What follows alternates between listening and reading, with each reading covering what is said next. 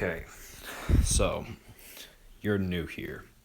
Time to give you the old briefing before I tell you about the many anomalous objects that can be found here. You're going to need to know your place in the Foundation. Most likely, you are a level 0 Class C researcher, but you might not know what that means. So, I've put together a little presentation so that you can understand what your purpose is. Now, before I do, please note that the security classification is meant for employees are different to the security classifications for SCPs. So nobody, not a person unless deemed worthy of SCP classification, is to be referred to as a specific Keter or a Euclid. And no SCP is to be referred to a level 0 researcher.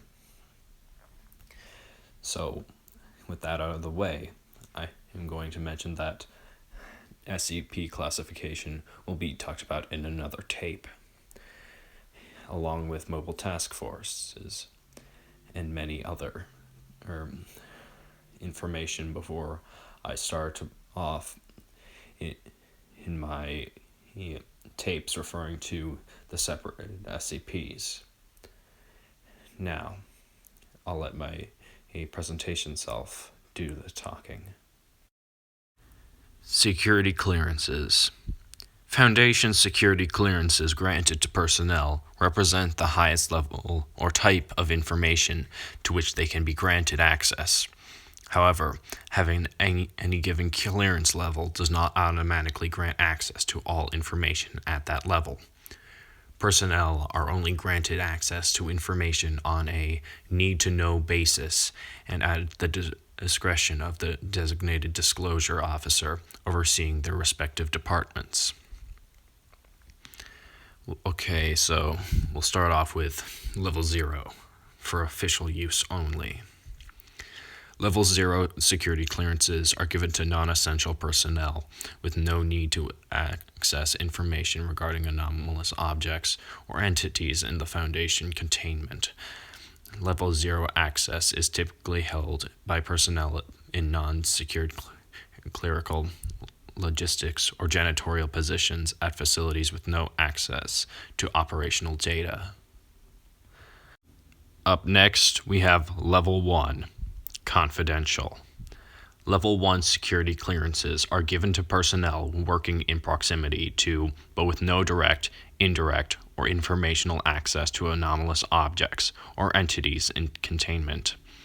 Level 1 security clearances are typically granted to personnel working in clerical, logistics, or janitorial positions at facilities with containment capability or otherwise must handle sensitive information. Moving on to Level 2. Restricted. Level 2 security clearances are given to security and research personnel that require direct access to information regarding anomalous objects and entities in containment. Most research staff, field agents, and containment specialists hold a Level 2 security clearance. Okay, Level 3. Secret. Level 3 security clearances are given to senior security and research personnel that require in-depth data regarding the source, recovery circumstances, and long-term planning for anomalous objects and entities in containment. Most senior research staff, project managers, security officers, response team members, and mobile task force operatives hold a Level 3 security clearance. Let's go to Level 4. Top secret. Level 4 security clearances are given to senior administration that require access to site-wide and/or regional intelligence, as well as long-term strategic data regarding Foundation operations and research projects. Level 4 security clearances are typically only held by site directors, security directors, or mobile task force commanders.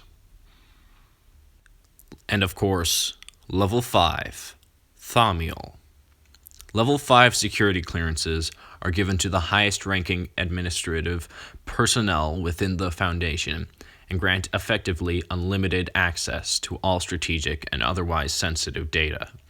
Level 5 security clearances are typically only granted to O5 Council members and selected staff. Next, we're going to be going over personnel classifications. Personnel classifications. Classifications are assigned to personnel based on their proximity to potentially dangerous, anomalous objects, entities, or phenomena. Class A. Class A personnel are those deemed essential to Foundation strategic operations and are not allowed direct access to anomalies under any circumstances. When circumstances require Class A personnel to be in direct proximity to such anomalies, such as in the case of facilities housing containment units, Class A personnel are not allowed access to the areas of the facility containing such anomalies and are to be kept in secured areas at all times. In the case of an emergency, Class A personnel are to be immediately evacuated to a designated and secure off-site location. O5 Council members are always Class A personnel. Class B. Class B personnel are those deemed essential to local Foundation operations and may only be granted access to objects, entities, and anomalies that have passed quarantine and have been cleared of any potential mind-affecting effects or mimetic agents. In the event of a containment breach or hostile action against a Foundation facility, Class B personnel are to be evacuated to a designated, secure off-site location as soon as possible. Class C.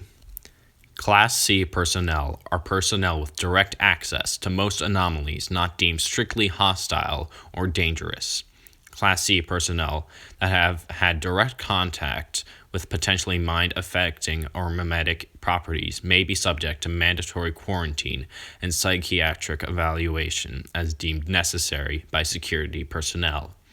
In the event of a containment breach or hostile action against a Foundation facility, non-combatant Class C personnel are to either report to secure lockdown areas or evacuated at the discretion of on-site security personnel in the case of a site-wide breach or other catastrophic event. Class D. Class D personnel are expendable personnel used to handle extremely hazardous anomalies and are not allowed to come into contact with Class A or Class B personnel. Class D personnel are typically drawn worldwide from the ranks of prison inmates convicted of violent crimes, especially those on death row. In times of duress, Protocol 12 may be enacted, which allows recruitment from other sources, such as political prisoners, refugee populations, and other civilian sources, that can be transferred into Foundation custody under plausible deniable circumstances. Class D personnel are to be given regular mandatory psychiatric evaluations and are to be administered an anesthetic of at least Class B strength, or terminated at the end of the month at the discretion of on-site security or medical staff. In the event of a catastrophic site event, Class D personnel are to be terminated immediately, except as deemed necessary by on-site security personnel. Class E. Class E is a provisional classification applied to field agents and containment personnel that have been exposed to potentially dangerous effects during the course of securing and establishing initial containment over a newly designated anomalous object, entity, or phenomenon. Class E personnel are to be quarantined as soon as possible, monitored, and screened for potentially harmful changes in behavior, personality, or physiology, may only return to duty after being fully debriefed and cleared by psychiatric and medical staff. Up next, we're going to talk about staff titles. Okay, staff titles. This is the last section before you guys have to go back to your rooms. These are general occupational titles that are typically used in the Foundation. We're going to start off with site staff. Containment specialist. Containment specialists have two main roles at the Foundation facilities. Firstly, containment teams are called upon to respond to confirmed cases of anomalous activity to secure and establish initial containment of anomalous objects, entities, or phenomena to transport them to the nearest Foundation containment site.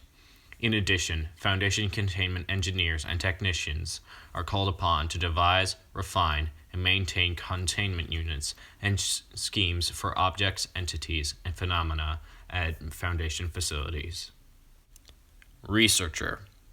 Researchers are the scientific branch of the Foundation, drawn from the ranks of the smartest and the best trained research scientists from around the world, with specialists in every field imaginable, from chemistry and botany to more esoteric or specialized fields such as theoretical physics and xenobiology. The goal of the Foundation's research projects is to gain a better understanding of unexplained anomalies and how they operate. Security officer. On-site security officers, often referred to simply as guards, at Foundation facilities are tasked with maintaining physical and information security for Foundation projects, operations, and personnel, primarily drawn and recruited from military, law enforcement, and correctional facility personnel. Security officers are trained in the use of all types of weapons, as well as a variety of contingency plans covering both containment breach incidents as well as hostile action. These personnel are also responsible for information security, such as making sure that sensitive documents are not misplaced and that a facility's computer systems are safe from outside intrusion. They are also often the first line of defense against hostile outside forces for the Foundation facilities. Tactical Response Officer. Response teams, or tactical teams, are highly trained and heavily armed combat teams tasked with escorting containment teams when dangerous anomalous entities or hostile groups of interests, such as those that we will talk about in a separate tape, are involved and defending Foundation facilities against hostile action. Response teams are effectively military units stationed at major Foundation facilities that are ready to deploy at a moment's notice.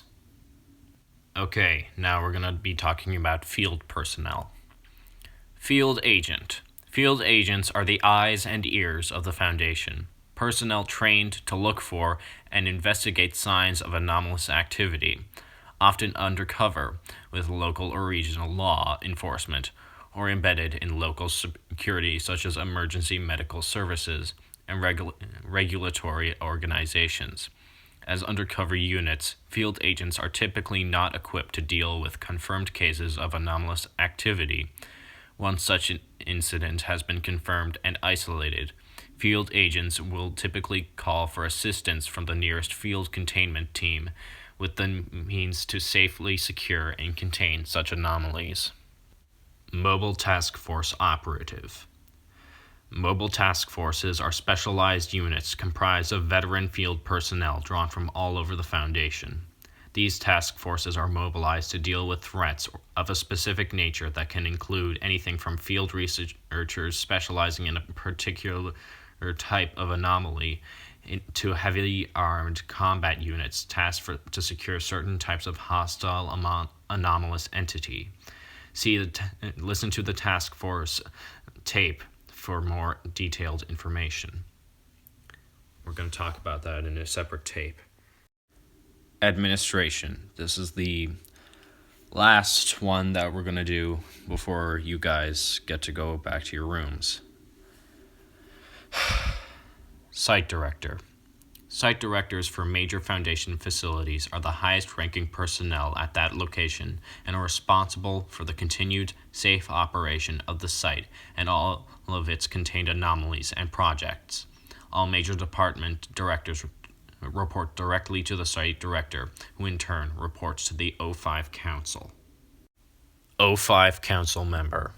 The O5 Council refers to the committee consisting of the highest-ranking directors of the Foundation, with complete access to all information regarding anomalies in containment. The O5 Council oversees all Foundation operations worldwide and directs its long-term strategic plans. Due to the sensitivity of their positions, the O5 Council members must not come into direct contact with any anomalous object, entity, or phenomenon. Furthermore, the identities of all O5 Council members is classified. All Council members are referred to only by their numeric designation, O51 through O513. Okay, that's it for today. Tomorrow we're going to be learning about specific SCP's object classes. But for now, just return to your rooms and while I go and take a rest in my office. See you tomorrow.